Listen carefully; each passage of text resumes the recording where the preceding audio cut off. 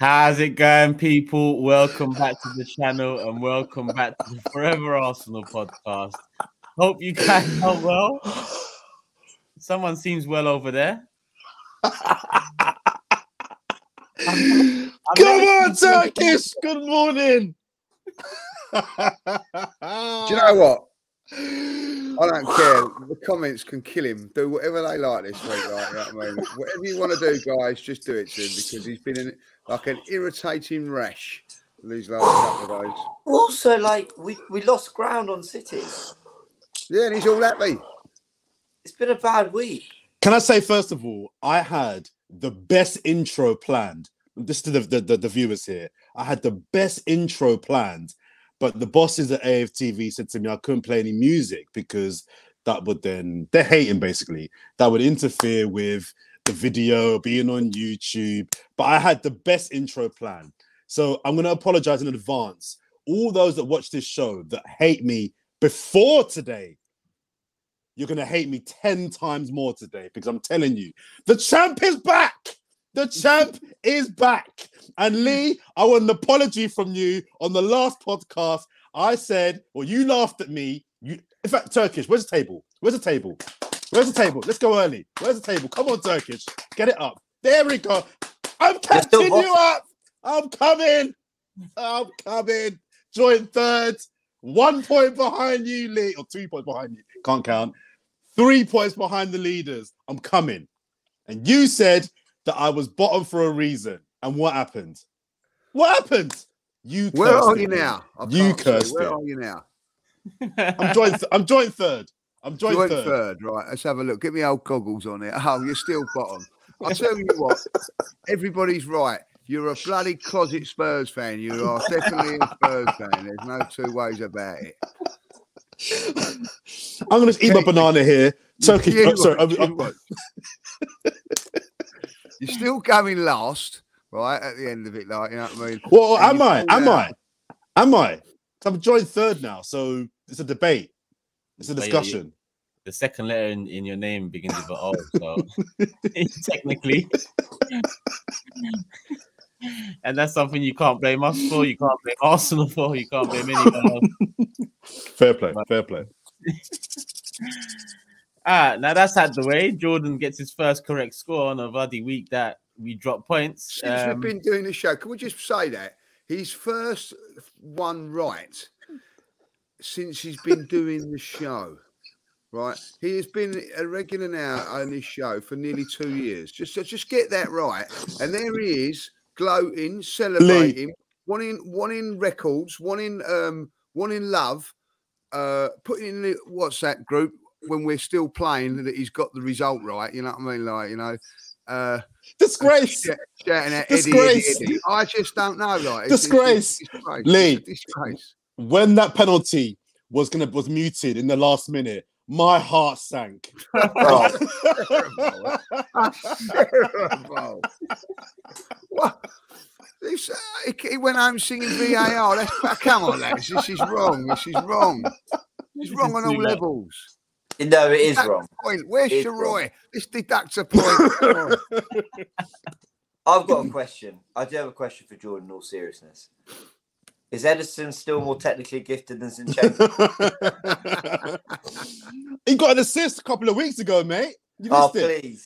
He got an assist. He did get an assist. Open your eyes, mate. Please, come on. No, listen, let me say, I'm very happy. I'm very happy that I got my first correct score. I told you it'd be 0-0, and you all looked at me and laughed. No, I didn't. I said 1-0. I said we'd nick it. And you said that you actually thought we'd lose, but you basically went 0-0 because you didn't want to back against Arsenal. Yeah, well said, because he actually said we was going to lose this game. All semantics. The facts are these. The facts are these. I got it right. Did I get it right, James? Yeah. You know what's funny? You know what's funny? I wanted to win. But I predict with what I think's going to happen. And I got it right. It's been about, don't hate. Part of the show, it's been about, let's say, 50 predictions. And on the 50th one, you've turned around and said, I told you. I told you. You're 150 and you told us. Shameless. It's shameless, Turkish. You're doubting me those 49 other times. For the 50th time of telling us you got it right. Yeah. I told you so. I'm the best, tonight, and he's still bottom of the league. He's still bottom of the league, and he's giving it large. But hang on. When you really check it, though, in the year and a half I've been on the pod, how many of you guys got right? It's not like you guys have got 10 right in the past. You're only 2 or 3 ahead of me in terms of getting the right score. It's true. Not 2 or 3. How many of you got right? Like score line actually right in a year and a half? Last season, I got like 4 or 5 right alone. This season, I'm on 2, I think. I've got 1 right this season. Yeah, I'm only on 1 right. Yeah. So there you go. Yes, I'm 7 ahead of you or 6 ahead of you. Oh, I allow you, Turkey. But the other 2. I've won a shirt. I've won a shirt. What have you won? You've won nothing. Nothing. I've won a shirt. Right. Have you won a shirt, Turkish? Yep. Have you, James? But you, I can't call James knock no more because he's paid up. So I just want to put that out there. So his name now is James again. James is James went a year doing a ritual with the silly sods. You know what I mean? Like if it weren't for that, he might have had a shirt. Who knows? That's true. Yeah, I doubt it.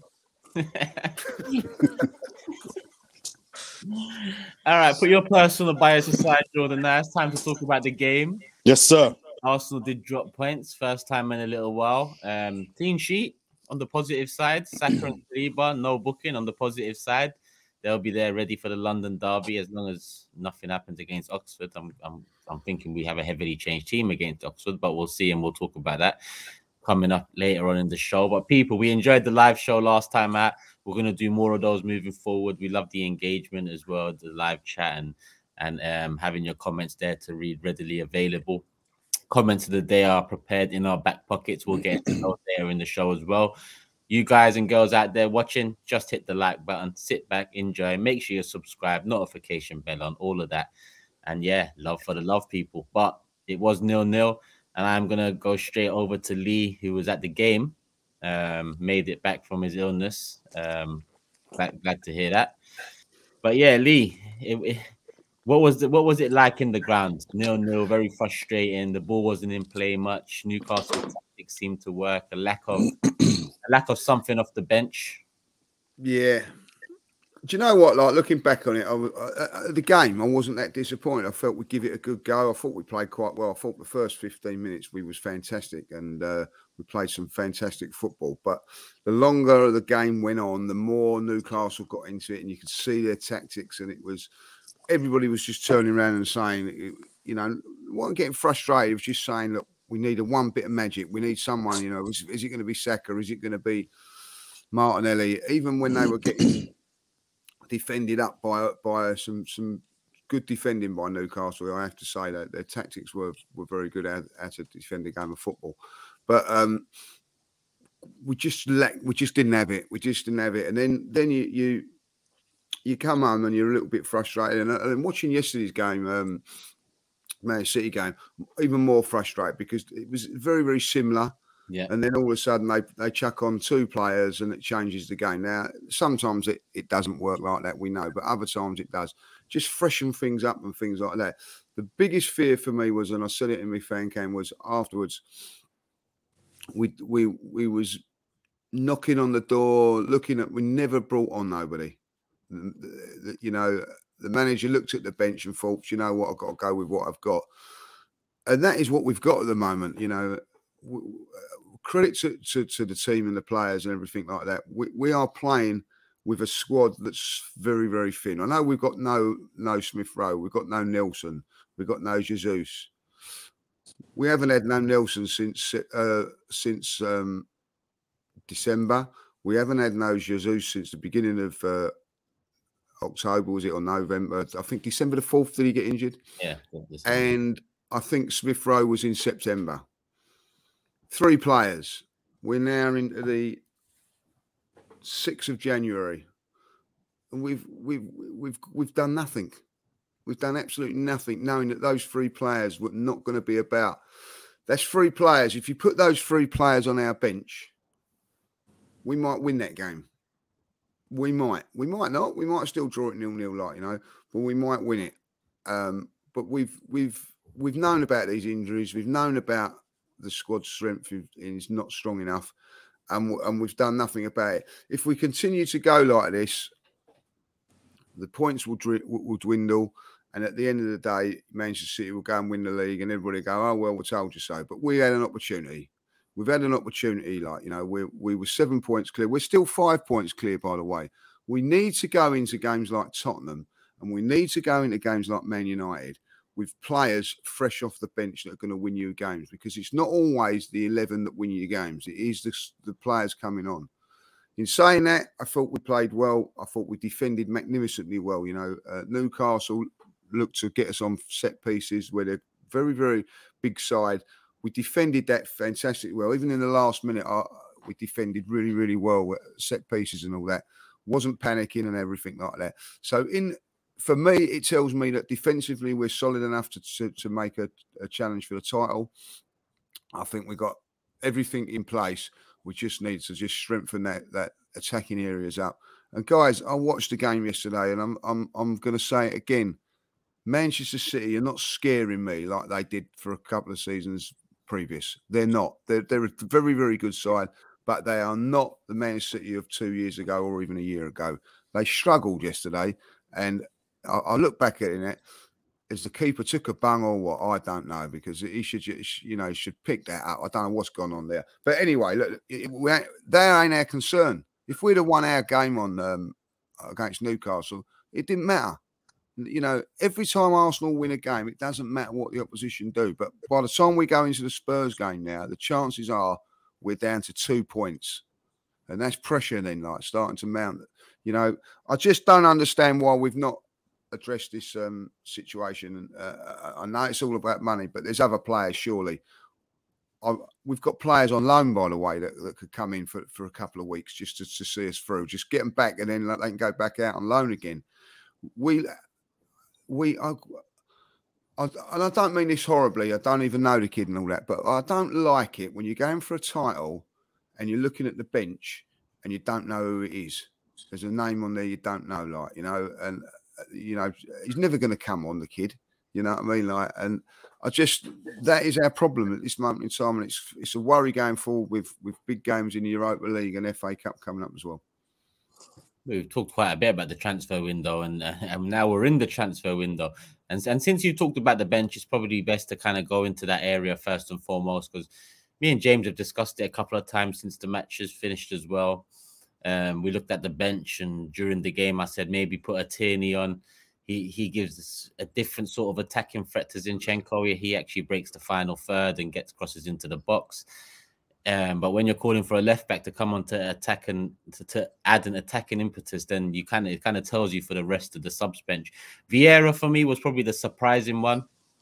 James mentioned he's got a shot from outside the box, and that's something I kind of overlooked during the game. But I just thought maybe him getting on the ball and getting his sort of crosses into the box, and Eddie to maybe get his head on the end of one or nip onto the end of one could have been the solution. But afterwards, I just felt like Arteta might have been sending a message that I don't have what I want on the bench. Lee makes a good point. One of the names on the bench, and this has been a consistent theme over the season. A name or two on the bench is another of our academy, and we all love it. The academy is part of the reason why we are top of the league at the moment, for sure. Yeah. But he's also right. When you look at Man City against Chelsea, very similar circumstances. Chelsea were probably the better team in the first half. In the second half, a couple substitutions, and they take the lead. Yes, we won't talk about the keeper because I don't know what he was doing there evilly. But that's what we're competing with, and it's a massive opportunity for us. Massive. When we all talked about the importance of being proactive in the transfer window, Arteta talked about proactive being ideal.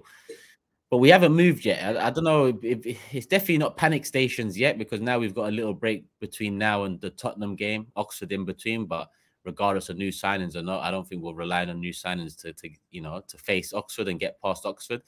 I'm sure it'll be a tough test in his own way, but we should have enough to get the job done. But yeah, Jordan, let's ask you next, considering I've spoken to James a couple of times. What did you make of the lack of impact off the bench? Do you think Arteta was sending a message? Do you think he's just his hands tied behind his back at the moment? Are you surprised Vieira 30 million signing didn't get a look in? I don't know if it was a message. Excuse me, sorry. I don't know if it was his subliminal way of telling the board I need more. I wasn't surprised that Vieira didn't come on. I don't know or think that he would have made a difference. So I'm not kind of up in arms about the lack of him coming on. I think, first of all, we give credit to Newcastle. I think Newcastle were fortunate to stay in the game by half time, although you can argue they had the best chance in the first half, bang on half time. But I think when they got to half time, they realised if we do our job properly, if we dig in here, there's a point for us here. And then again, you can argue their breakaway in the last part of the game, they could have nicked it themselves. So I want to give them a bit of praise first of all. But I felt we looked a little bit off the pace. I don't want to use the term leggy, but we looked like in that final third we just were missing something. That final pass just wasn't quite there. That final run just wasn't quite there. That there was something that was missing in that second half, and I don't want to blame that on tiredness. I don't think we're at that point yet to have that made that really credible. But look, it's disappointing. It's disappointing. You want to win all your home games, but I'd be much more concerned, Turkish, if we drew 0-0 at home to Leicester or Wolves or Crystal Palace than I am against a team that's a very, very good team. Since City have won, beaten Chelsea and have cut the gap, and I spoke on the last pod about protecting that buffer, and that buffer is getting eaten away at very, very, very quickly. But I think overall, I think I'm not up in arms about the draw. I'm disappointed, of course. I predicted a 0-0, but of course I wanted us to win. But I don't think it's the end of the world. I'm not panicking. I'm not doing my nut just yet because it happens. Newcastle are a good team. Came to the Emirates and got a point. So I'm disappointed more than I am angry or fuming. I thought some of the performances during the game were all okay. Nobody really stood out for me. I know Nketiah had that one chance in the second half. There's been discussion around whether he should have done better or not. On his weaker foot, I think it's a bit harsh to expect him to kind of finish that personally. But you can then argue and flip that if you have a top-class striker in that position, you get one chance, he finishes it. But no one really stood out for me, but there weren't any particularly bad performances in the game either. I write it off as one of those games. The key for me now is the response. The response now is what's really, really important. James, any added thoughts to, now it's been a few days since? Well, I mean, I thought both Arsenal and Newcastle were actually very good on the day. I thought it was just a very high-quality game in terms of... I actually thought Arsenal were pretty inventive. You think of the Gabriel header from the set piece. You think of some of those early scuff shots from Odegaard, Xhaka, Saka having one cleared at a near angle from Pope. I mean, we could have easily been a goal or two up early on in that game. The Nketiah effort. I mean, what impressed me is that Arsenal were trying to play through Newcastle, and players like Zinchenko and Nketiah and Xhaka at times were able to actually turn and sort of run at their defence and make things happen in tight spaces. I thought everyone looked quite sharp. I thought Saka was magnificent. The amount of times he was running at Burn and just causing havoc, I thought he was very, very good. So largely, Partey, brilliant as well. Gabriel, brilliant. I think Lee's right to mention how defensively brilliant we were, because I think to sort of throw what we tried to throw them in the last 15 minutes while still largely doing our job at the back, I think is pretty impressive. One of the interesting topics or narratives that came out of the game was kind of the question of panic and whether, Arteta's sideline antics were him losing his cool to a degree, and whether the Arsenal players let the occasion get to them a little bit too much. And I sort of sit in the middle of this, as I do with most things. It's not for me to say what the players need on the touchline. I mean, if Arteta thinks that, trying to energise the crowd and energise the players and protest every decision and try and make the Emirates a cauldron, if he believes that that is what the players need to get that extra 2% and get over the line, then fine. I'm of the belief that being only the 17th game of the Premier League and early January, I just don't think we needed this kind of panic and this kind of stress that kind of built throughout the game. And on the one hand, I don't think Arsenal did panic in a lot of ways. I think they still played brilliant football through to the 90th minute, and I felt defensively we were very focused and resilient. But I just felt there were times where it was like it was the beginning of May, and we just felt like no drop points is acceptable. And while Arsenal did well to get ultimately a point and not lose it and come out with a clean sheet and you know, a reflection of a good performance, I did think there were moments where I just thought, why is this getting so frantic? I didn't think it needed to, but maybe that's what Newcastle were trying to do as well. I mean, for everything people were saying about Arteta, the Newcastle players were protesting every decision. Bruno Guimaraes was as mouthy as anything, and I think maybe it was just one of those high intensity games. So ultimately, I think a point is fine, and the reason you're happy to build a gap on City when they drop points against a team like Everton is because you can play in Newcastle and the pressure isn't there to win like it would have been before. So I'm all right. I really am. I think in recent pods we've discussed certain players. We've picked out the likes of Saliba and Jesus and he who shan't be named and Saka and Nketiah. I think the takeaway from this game, the person is to be discussed is Arteta for two reasons. One, because of, as James mentions there, his antics on the sidelines. I didn't love either. I didn't think it was necessary as well. I totally agree. We're not at the point of the season whereby I don't think that demonstrative demeanor was needed. I get why he felt it was a penalty. I get why he thinks the influencing of a referee and using the home crowd and the home advantage could sway the decision your way to get the referee to at least go to have a look. I get that. You put pressure on the referee, he may cave on a home game. I get it. But I didn't think it looked particularly good. And whilst I do think it's unfair to pick on Arteta for doing this, when some of the most successful managers in the world, at worst, we've seen Jose, we've seen Klopp, we've seen Conte, we've seen Pep get bans for their antics on the sidelines. It's not fair to pick on Arteta for that. Others do the same, if not worse. I think equally, I wonder about the effect it will have going forward on the team if the team are seeing a manager who is often out of control. And that may be a bit of a stretch, but I'm always baffled as to how he's not been banned for being out of his technical area so often. Whenever I see Arsenal play, he's getting the ball before the ball boy. He's so far off his technical area. He's so close to players. I'm like, how is he getting away with this? But he is. The second reason why I think Arteta's the focus is because, as Lee was discussing, transfers. This was a game for me whereby I hope he learns and realizes that other teams will work Arsenal out. And he needs to find another way of winning when teams do sit deep and are happy to get a point when they get to the 70th minute. But that is linked to players. You can only change your tactics if you have the players that can do those tactics. And he obviously feels that I can't play a different way. I can't do a plan B, if you like, because I don't have the players to do that. But then to flip that point on his head, I get the impression that Arteta's maybe a systems manager whereby he doesn't believe in plan Bs. He believes in plan A being better. I'm not going to change how we play. Keep doing what we do, a bit of quality, and you'll get the break and you'll get the goal. I don't know. But it was a bit, I hope he's learned from that and realizes that other teams will now look on that performance and think, oh, okay, that's how you stifle Arsenal, because there's a problem that we're going to encounter in games coming up for sure. Can I just stress on the touchline thing, though? And I want to make this very clear because I can already hear the comments, see the comments. My issue, I've got nothing to do with how he behaves in the sense of, you know, I saw a lot of articles saying it's embarrassing and, you know, I've got my own he who shall not be named. And, you know, someone who regularly on Twitter talks about Arsenal, Arteta in the touch, in the technical area.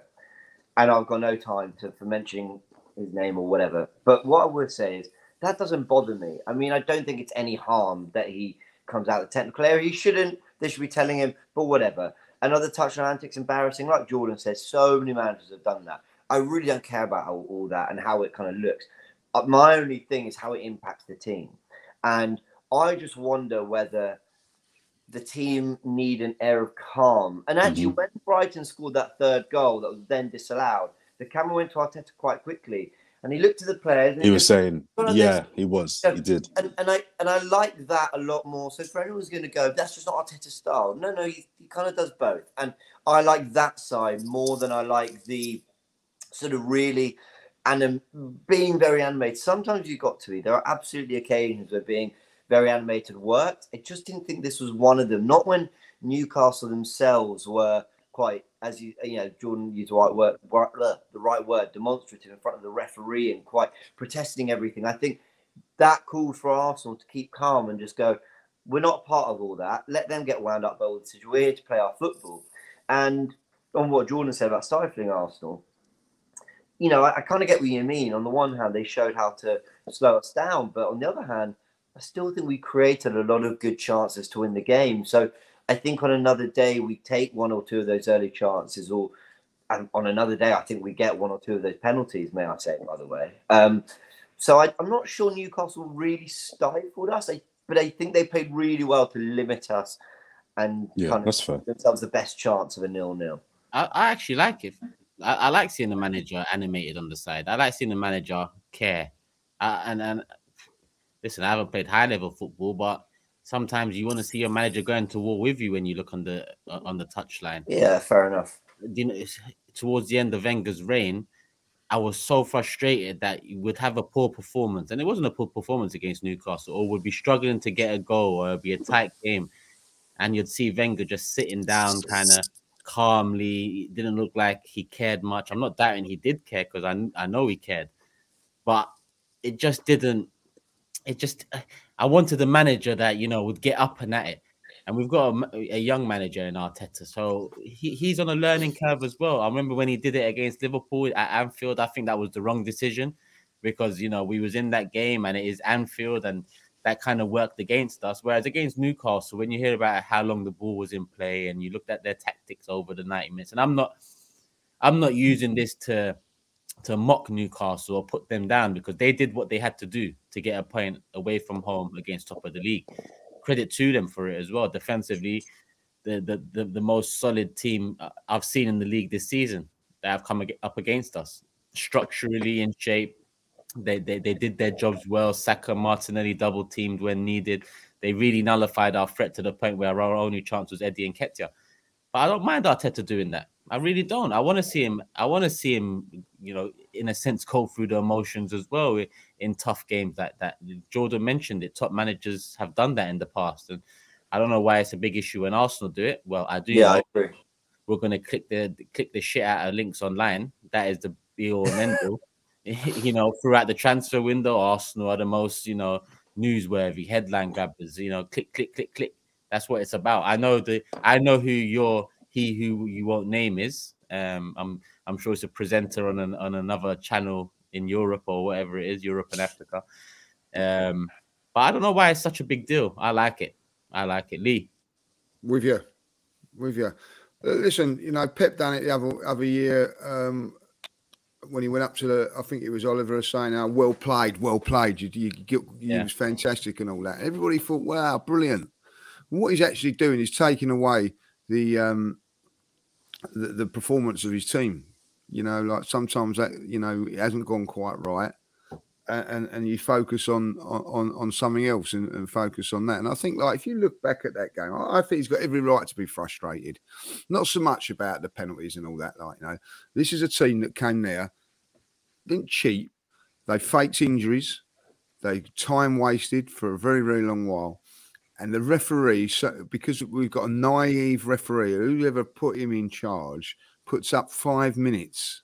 You know, that's enough to do you nothing. Like, you know what I mean? Like, we're all going there, it's going to be a minimum of 7 or 8, you know, 5. With all the antics that they was doing. There was one part of that game when one player went down with cramp. As he got up, another one went down. It was ridiculous. I do actually agree with that. The 5 minutes was shocking. I mean, that is the one, that and the Gabriel pen. Everything else, I just thought, I expected it. But those are the two things I couldn't really believe they went with. And James, I don't blame him for the penalty, because I didn't see the penalty. I didn't see that penalty. You know what I mean? Like, if I'll be honest, and it's not up to the which one, Lee? The Gabriel one, like, you know, I mean, everybody can you know, miss something. That's what VAR's for. What also frustrated me in the first half, there was a banging together of two players and a VAR checking for the penalty. You know what I mean? Like, and it was never a penalty. It was, you know, like in real time. And then, like, you know, they don't even bother checking the Gabriel one. The handball penalty, you can look at that. They're showing you on Twitter different angles of it now and everything like that. You can look at that and try and make a penalty out of that and not.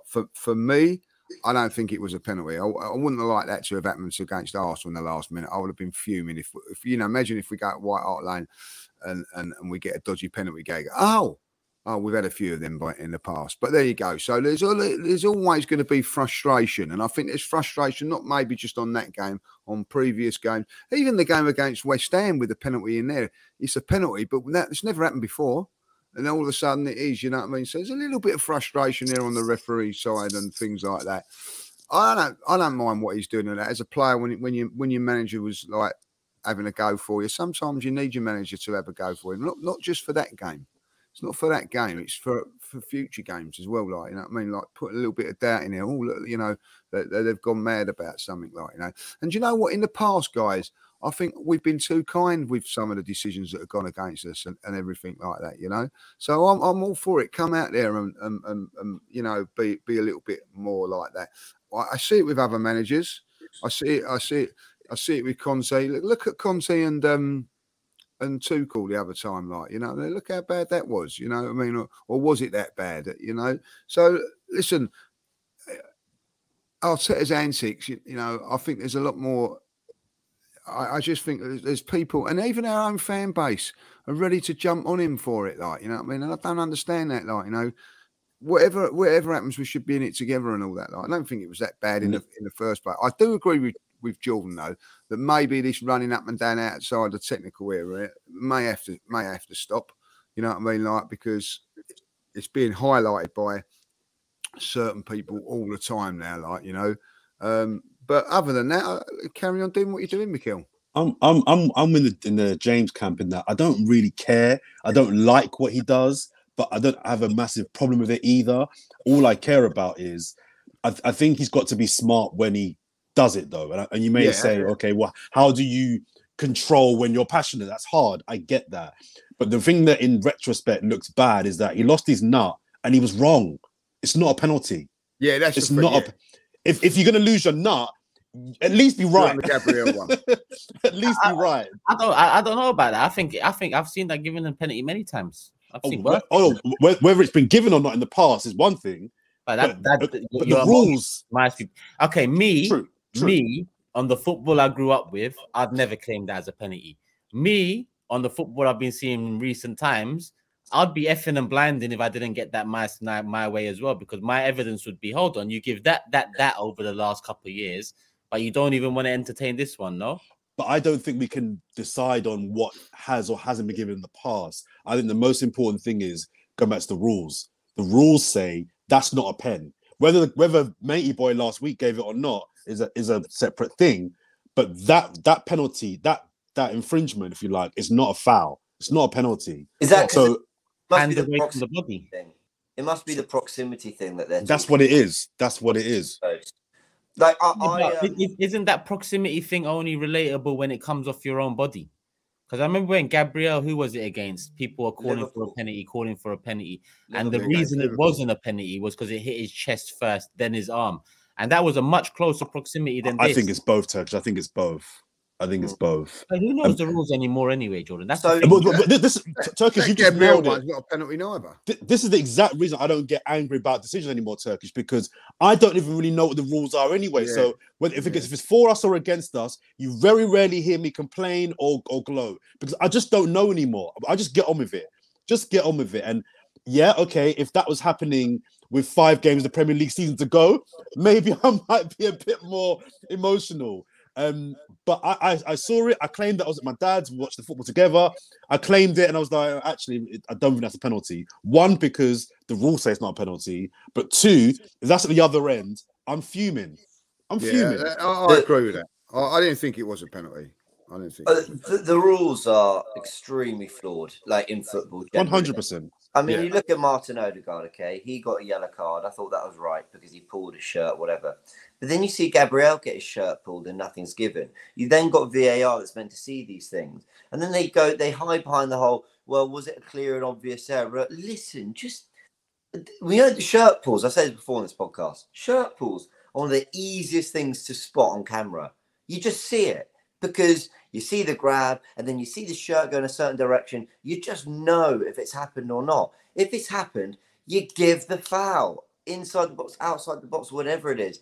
And it's harder to, well, on the one hand, it's harder to win fouls inside the area. And then on the other hand, you see really soft decisions get given sometimes as well. I just think generally the way the game is officiated is appalling. I think the way we give yellow cards for fouls that were, you know, those cynical ones where they just brought the player down, stop a counter attack. You know, I believe there should be more punishment for that. If you've made no attempt to win a ball, you just pick up a yellow card. You've denied a potential counter attack, a potential goal there, you know, because someone could be bothered to try actually kick the football. I just think the way the game is officiated is flawed on so many levels. The referee got of a kicking after the game, but I take your point about the added time. I think it should have been at least 6 minutes. But the yellow card thing, I thought I was fine with it because he was yellow. He was very, very card happy. But he was card happy to both teams. Let's be honest there. He was card happy to both teams. I'm with you, Jordan. I'm with you. Every foul, though, is not a card, is it? I agree with that.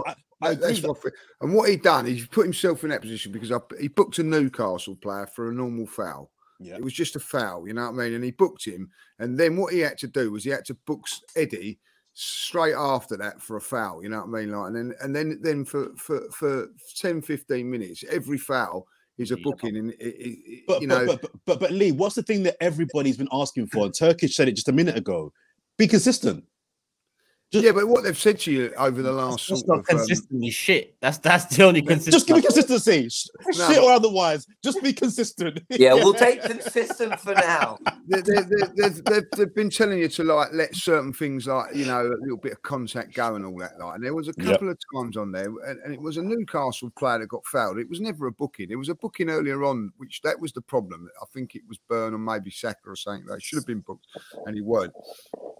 And then the next one, I think it was Grameres went in like, you know, it was nothing fat. It was just a foul. You just get on with it, and he's booked him. But once what happened then, and what happens is, and it's the same with everything is, then the next player gets fouled. And it happened in this game. All the Newcastle players surrounded the referee. You've got to book him. You've got to book him. And I can say like in this, they done it.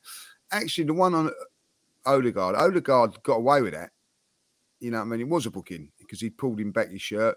And then all the Newcastle players surrounded the referee, and then he give the foul. He give the booking. Yeah. What he should have done was give the booking straight away. And what that does is, look, you can get at this referee. And you know, he was just an inexperienced referee for a big game. Why appoint someone like that? I don't know. It's just too much for him. And that's, what can I say? You know what I mean? How many more are we going to have of these poor referees? They're just poor. What I'll say to just go on. Go on, Jordan. No, go on, Jordan. Just to quickly challenge what you've just said there, Lee. Just slightly. If he does the opposite and books him straight away, and in retrospect, it's not actually a yellow card offence, we'd all be saying he didn't give himself 30 seconds to think about it before deciding. So again, in that scenario, can the referee win? He'd gone past him, Jordan, and he pulled his shirt. Yeah. I'm with you. You know, for me, as soon as it happened, people were moaning. Oh, look, and I said, "Then in right, it was a booking." You know, I don't think the Eddie one was a booking. I'll be honest. I don't. It was a booking. He had his arms around him, Lee. The guy tried to get around. He put his arms around him and grabbed him. It was a booking. What Eddie's one? Yeah. No, I haven't seen it in. I've only seen it in normal time. It didn't look that bad, like, you know what I mean? No, fair enough. I thought you'd seen it. It was very soft. It was very soft.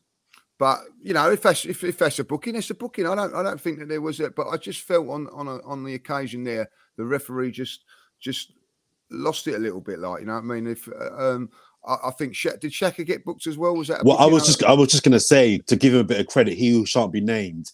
There was a point in the Brighton game, I remember it vividly, where he was in our own box. Opposite one of their players had the ball, and he almost fouled the guy. And it made me think back to a pod we did about 4 or 5 months ago where I said that I don't think he was learning.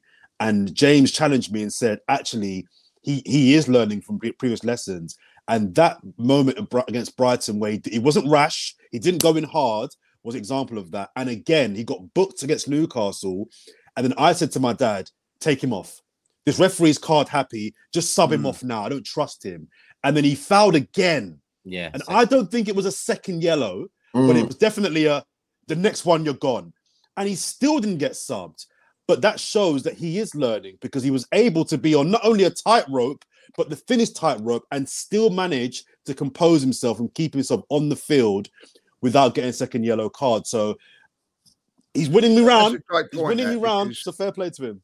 That's a great point because at half time, I don't know what who's saying in the studio, but at half time, a lot of people were saying definite red card in this game. There's a definite red card in this game. Yeah, we were saying that, but there wasn't. There wasn't. So credit to both teams.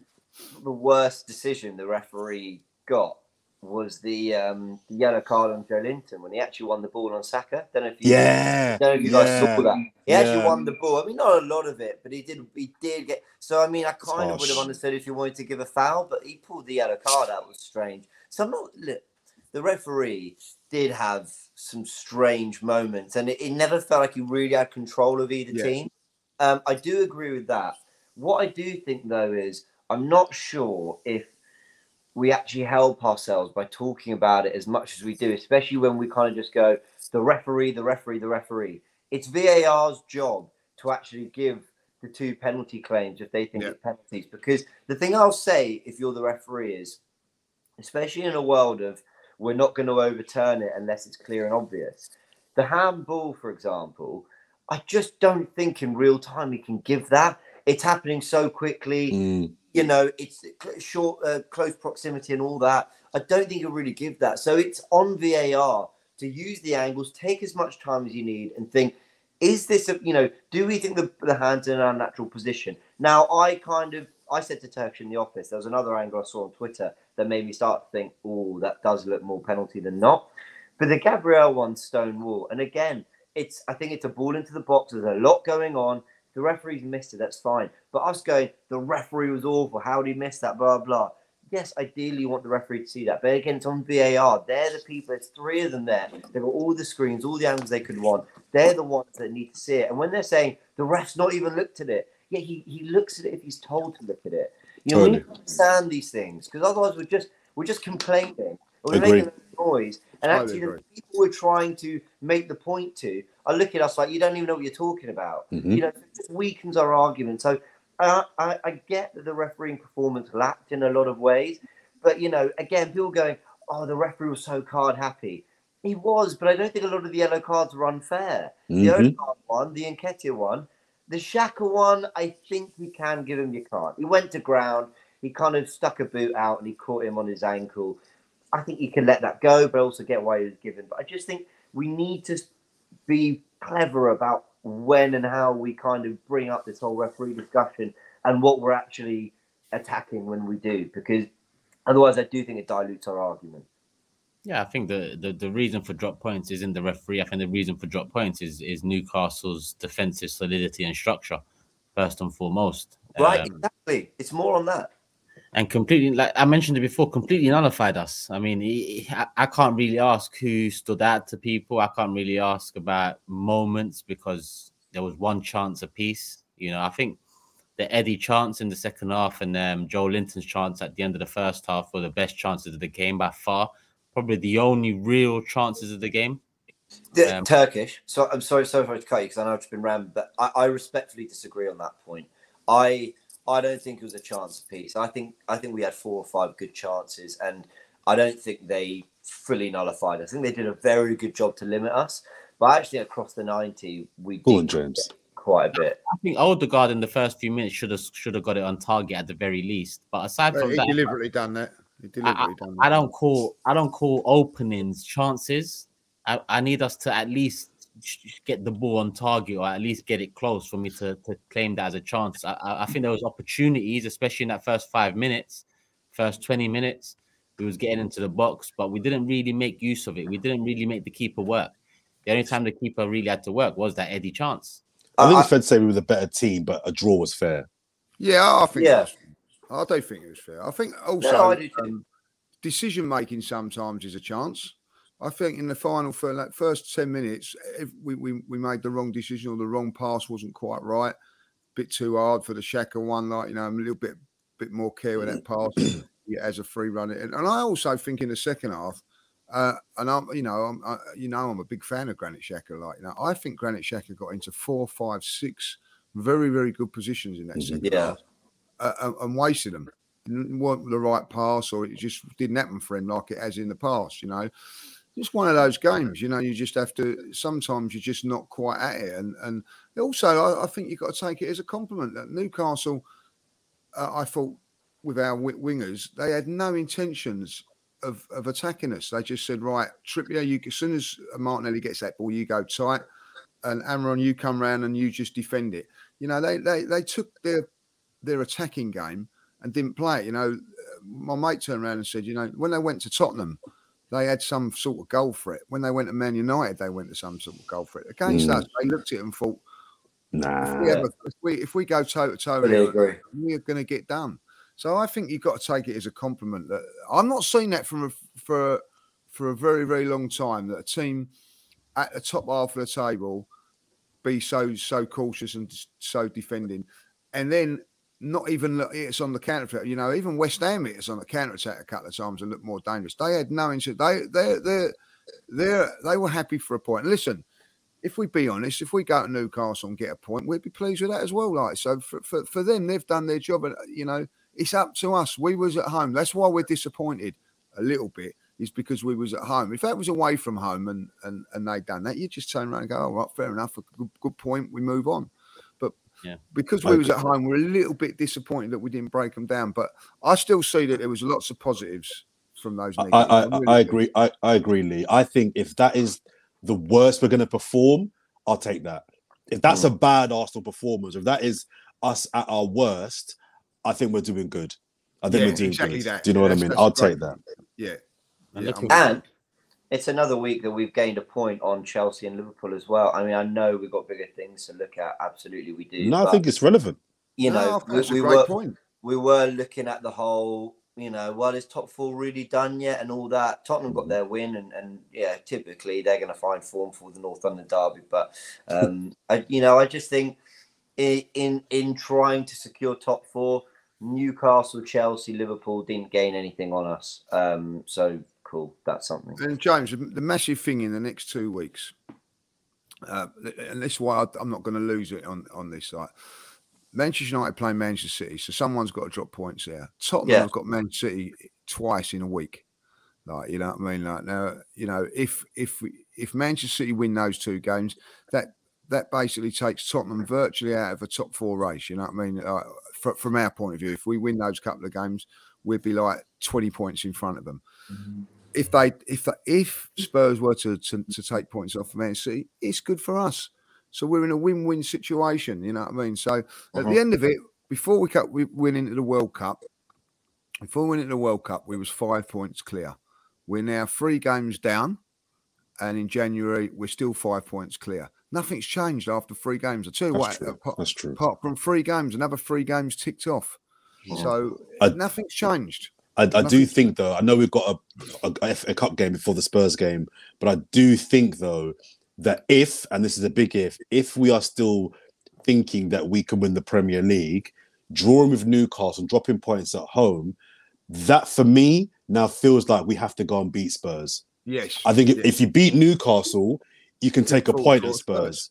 Yeah. But I think because you drop points at home, if the target is still first, because I think you have to beat United at the Emirates the game after as well. You got to win your home games. Yeah. I think if you drop points at home, you have to make up for it away. And our next away game just happens to be the North London derby. So it puts a little bit more pressure on Arsenal in that game. But if we draw with Newcastle and then we lose to Spurs, you then go to the United game thinking this now becomes a kind of must win. Not a draw, you have to then beat United because then you've got 4 points out of 9. That's not great, but it's not awful either. You draw with United, draw with Newcastle, and lose to Spurs. That's 2 points from 9. And United, who are they're starting to, I'm looking at them now. They're creeping up on the top teams. Then becomes a problem. So there is a little bit more pressure now on that Spurs game, as far as I'm concerned. That's why I'm glad we got the Oxford game in between, just to get back to winning ways and give some of the fringe players a chance to prove themselves a bit more. That if we need someone off the bench, we can rely upon someone, because the chances are, even if we get a new signing in now, will he be ready for the Tottenham game? How will he arrive at the club and so on? I know it's still a little while away, the Tottenham game. I believe 9 days away from the time of recording now. A couple of these players, fringe players, need to kind of, kick on now. We've lost Nelson, who had an impact in the early part of the season. But you look at the Newcastle game and the Oxford game, the perfect chance for Emil Smith-Rowe to come back into action, in my opinion. Vieira to start the game. Lokonga to start another game and be given another chance. And that little break, get a winner against Oxford. The Newcastle game is forgotten about in a sense. You're coming off the back of a win in the domestic cup. Cool. Can I ask all three of you guys, would you go, not full strength, obviously, but would you go strong-ish against Oxford? No. Yeah. I think I would as well, because if you lose that game, sorry, go on, Ted, go on. We have to, because we don't have the depth in the squad. We have to have some of the first team is there. There's a nice break. There's a nice gap between the games. So I think, I wonder whether it could be more detrimental to the team to only play Tuesday than a lot of those players not play, till the Sunday after. I think, but we were going through it. I mean, there's a preview coming out on AFTV, so you guys will see it soon. And Robbie and I were building the team, and I think you can do things like rest Partey, but ensure that Saka and Martinelli get appropriate minutes, and something like that. I mean, Robbie made a great point. Eddie Nketiah's barely played all season, so why does he need a rest? Get him out there. Get him still getting used to playing week in, week out and all that. Sorry, Lee, who would you start? What would be your 11? My 11, I said this the other day, I played Turner in goal, Tommy Esser at right back, Tierney, Holding and Saliba. Yeah, midfield. Midfield of El Nini, Lokonga and Vieira. Yeah. Marquinhos up front with Eddie and Marquinhos. I've got a frog in my throat, Marquinhos, and then I would play. James couldn't let it go. Smith-Rowe for 60 minutes, and then get Martinelli to finish it off, or play Martinelli and Smith-Rowe coming on, That's. Are you confident that team beats Oxford, Lee? Yep. You're confident. Yeah, I don't. That back four, I wouldn't be worried if that played a Premier League game. Okay. To be honest. Yeah, I'd go for that. Except we went for Saka and Martinelli with Eddie. I mean, we went full strength in the front three, but I mean, ideally, you want to be playing Smith-Rowe and Mudryk, don't you? But yeah. The thing is, Smith-Rowe, he's such an important player for us if we haven't get these players in. So do you want to rush him for I would look at give him 60 minutes for this game, and then he's on the bench for Tottenham and he's on the bench for Man United. That's how I would see it. But fair. I don't know. It's a difficult one, that. My final point before we get to the table, because I want to see the table and we get to predictions again in a minute. But we'll do it again. We'll do it again. But my final point on this would be that I'm just concerned that if we were to lose the game, I know there's a week or so gap between that and the Spurs game. I feel the momentum that would be a slight concern, and also transfers. They have to, for me, get at least one player in before the Spurs game. I'm sorry. We need players in. We need them in. We spoke about this a couple of pods ago, getting them in early. It's now, the 6th, the 7th of January? And the Mudryk deal, I don't know if the Chelsea link is genuine or Shakhtar's playing games, try and hurry us up. But either way, we need players in. And I'm not seeing us linked with any midfielders. People talking about, Mudryk can be the forward. I've said from the start of the season, we need a midfielder. We need a midfielder to come in. And if we don't get that midfielder in, I'm hugely concerned about our prospects this season. So between now and the Spurs game, we have to get at least one player in. Yeah, David Ornstein. A lot of people tend to get excited about updates when it comes from a David Ornstein, when sometimes he's offering just offering opinion as well, rather than, I mean, we know he knows a lot of stuff when it comes to Arsenal. But one of the things he said, and again, I think he was saying maybe rather than I think this is happening. But he did say that Arsenal are in talks with João Felix.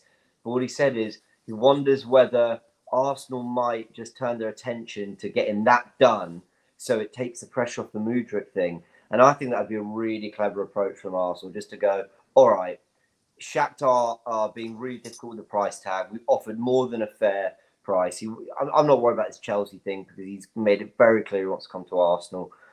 Park negotiations for just a week or two. Try get João Felix in the door because Simeone's already apparently really frustrated at the fact that his future's not sorted. He wasn't on the bench from the other day, apparently. Yeah. So it's there to be done. If you want to go get it done, get it done. Try negotiate that loan fee down, bring him in, and then you can deal with Mudryk. And then it doesn't feel as stressful, the whole Mudryk side. Yeah, one or the other, if not both, to be honest with you. We've talked about them many times, and I think we all will take both of them. And we have got a bit of time to get it done now, so hopefully we do. Prediction table back up. Yep, let's get it up. Oxford away, Monday. Lovely. Jordan, you're in good spirits. Do you want to start the predictions off this week or something? Yeah. That's very kind of you, Turkish. Very, very kind of you. Bottom, but I want to make you feel like you're top. So no, thank you very much. I appreciate it. Lee wouldn't do that, but I appreciate you. We're home, right? So now we all know what score to avoid. Hold on, you can't change the rules because he's got one right. You know what I mean? Like Turkish one, looking at seeing whatever people are going to say and all that. Like, Lee, it's probably my first and last one. Give me a break, all right? Give me a break. Yeah. I'll go after. Don't worry, Lee. We'll allow it. Are you going to copy Jordan's prediction? We allow it. Like, there you go. Too kind, you lot. I tell you, too kind. We're home, right? We're away. No, I'll tell you, I'll give up with him. I really do. I really do. I really do. I'm done. I'm done. Can we get out of here? Celebrates a draw for a match he didn't watch when he actually. Yeah, don't watch games and don't even know if we're home or away. It's a joke. I'm just joking. Yeah. He's on the pod going, what a point at St James's Park. Yeah. Phenomenal. 52,000 Geordies. That was a great game there up north there. That's James's Park there, James. That was a great game. I'm going to go 2-0 Arsenal. 2-0. 2-0 Arsenal. Oh, you got a chance to change it up now. So Jordan's gone 2-0. I'm going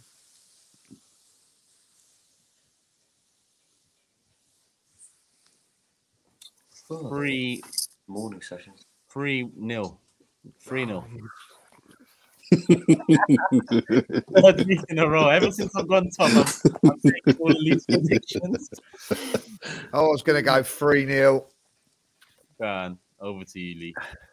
I'll go 3-0. I'll stick with that 3-0. 3-0. James. All right. 3-1. 3-1. Okay. What was yours, Jordan? 2-0. Me and Lee. 2-0. And James has gone 3-1. Was you going to say 3-0, James, and just change it up, or? I was going to say 2, then I was going to say 3. So then I'm fine. Had to change it up twice. With every prediction, I added a goal.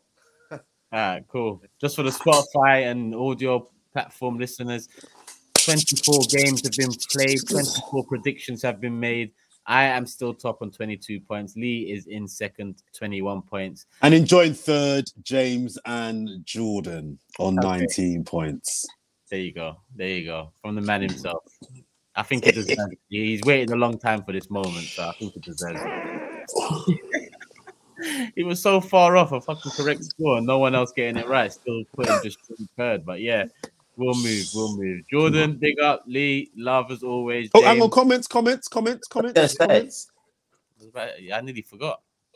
No, you nearly forgot. You did forget once. You forgot. You know what I mean? You didn't nearly. You forgot. You're gonna get the comments onto me, but I think I'm safe this week considering Jordan's. I don't know. don't know what to call it. Listen, why would they come for me? I don't understand why they'd be so mean. I didn't want a 0-0, but my intelligence and my analysis and my foresight knew that it would be a 0-0. This is a game. I want to win. Yes. Listen, I just don't have any words. I don't have any words. Let me go He first. thought we'd lose. He thought we'd lose. And he's celebrating a point. Oh, no, he changed it. He changed it because you actually said it. He said, I think we're going to lose this game. You went, what? And you went, yeah, so so I'm going to go for a 0-0. Like, look it back. Your fault, James. You should have let him go. The facts are the facts. He said he saw the handball claim and his heart sank. I mean, if that doesn't tell you everything. He's in it for himself. He's there going, ref, close proximity, ref. Yeah. It's never a pen. It's gone. It's outrageous. No wonder he's upset about touchline antics. At that point there, James, it was a win-win for me. It was a win either way. Anyway. Everyone got their comments ready. Let me go first. Yeah? Yeah, go for it. Shoot. All right. RG says Jordan's initials being JJB explains a lot why that shop shut down. They went bankrupt. And he goes on to say, love the pod, guys. Keep it up. I'm here again after the Newcastle game. I apologize, Jordan. I wasn't familiar with your game. Come on. What's his name? What's his name, Turkish? What's his name? RG. RG, my G. Yeah, come on. Team JJB. Even if you are bankrupt. Big up yourself, man. Big up yourself. Go on, who's next? Conley. Mark Zamora I've gone for. Good on, Mark. James Smile is getting smaller and smaller every time Lee judges Jev. I love it. I love it. I love it. I thought you two kissed and made up. Well, no, we're all right now. We're all right now. We had a little hug on the set the other day. And he said, "Oh, don't hug me." Yeah, he tried to cuddle me and say, we're friends, and I just wasn't having it. Keep your hands off me. Gosh. I've got two. Oh, sorry, John. Sorry, that was so rude. Sorry, I've got two quickies. James, don't upset him. Gunner Down Under. He wrote in. He commented in. Great show again, lads. Watching from New Zealand, where it's beer o'clock on a sunny summer morning. I think it said. I've written it down here. Keep up the outstanding content and dare to believe. So big up yourself, Gunner Down Under. And the other one was, will James pay first, or will Jordan get a prediction right? So, what day did you pay, James? A bit. Do you want me to actually check? I'm going to do this properly. So there's no lying. So Arsenal, the game finished at 10 p.m. on the 3rd, right? Yep. Yeah. No, it was before, because Lee told me before the starting 11. He said, "I've seen you paid." Bastard. Yes. Before the game. Bollocks. Okay. Yeah, knock. Ain't no knock no more. That was touch and go. That was close. V2 Kaj asks, James can probably confirm this. I'm not sure how I could, but thank you. Has Mudryk really watched more Arsenal games than Jordan? Yeah, he probably has. To be fair, he probably has. Can we just kind of comment briefly on that as well? Because whilst I think it's great that he's clearly wants to come to the club, there's a little bit of pull your knickers up, mate. Like, come on, mate. There's come and get me, and then there's it's a family show. I'm trying to keep it clean here, but there's like, come on, mate. Have a little bit of respect for yourself. It's getting a little bit desperate. You know what I mean? A little bit embarrassing. Just we get it. Just handing a transfer request. I'm just enjoying a player. I'm just enjoying that a good player wants to come to Arsenal again. Exactly. Turkish, I love it, but there's a whiff of desperation happening there. It's like, bro, it will happen. The thing about it is, I don't see. You're right. If you just take his antics and you just look at that in isolation, you could say desperation. But when you look at the quality of player he is, there has been a couple clubs linked here and there, none like Arsenal. I think even without Arsenal's interest, he was definitely due a move in the next 6 months, whether it's January or the summer. So I don't think he's even in that desperation mode either, because he's got options. He's a quality young player that can be attained for a price that many clubs. But that makes it worse. You're in demand. Maybe he really loves us. Maybe he really wants to play for us. I think actually, jokes aside, I think it might be very, very clever from his side, because with now Chelsea entering the race, Shakhtar want a bidding war, blah blah, all of that is completely nullified and pointless if ultimately everyone knows Mudryk wants to join Arsenal. So Chelsea can come in and go, "Oh, you want 70 million? We'll give you 120," which seems to be their, Todd Bowley's go-to tactic. But if ultimately Shakhtar can accept every Chelsea bid they want or do whatever, if he is sat there going, "If I want the Arsenal move," then Arsenal can just not worry about any of that. If it's, "I want to move to the Premier League," that makes it difficult for Arsenal. There's a bidding war and all that. I never believed the Chelsea stuff, but then when I saw Pulisic and Sterling come off in the first half against City, I thought to myself, well, if I didn't believe it's true before, it might become true after that, because doesn't change what Mudryk wants, though. It doesn't, James. But whilst what you're saying is true, money talks. And I'm sorry, if Chelsea offer 40-50 million pounds more, and they're going to offer 40-50 grand more in a contract, he may want to come to Arsenal. But if you can get a contract that's offering you 40 grand more, 50 grand more, that may sway me. That might sway me. So I think that deal happens if Arsenal say to him, "Listen, we're not paying it. We're not paying it." So he'll either go, "Cool, I want my move now," or he'll wait till the summer and see what's what then. That's the only situation in which I could see him going to Chelsea. It's when Arsenal decide that the deal's done. We'll see. We'll be here twice a week, every week. And we'll be back after the Oxford game, people, and for a big North London derby preview. Not sure when we're doing it. I guess maybe Wednesday, Thursday next week. But make sure you subscribe, notification bell on, and you'll see it come out as soon as. Hope you guys have enjoyed this one. Hit the like button. Let's get it up to 1,000 people. Leave your comments or comment of the day. Next episode. Big up Jordan, James, and Lee. As usual, this has been the Forever Arsenal podcast. I think we're on about episode 38. We keep it moving. The winner, apparently in 4th place. Yeah, it's joint third. It's joint third, but anyway. Wins and losses. Love for the love people. He loves a joint. He loves a joint bit. We're at peace.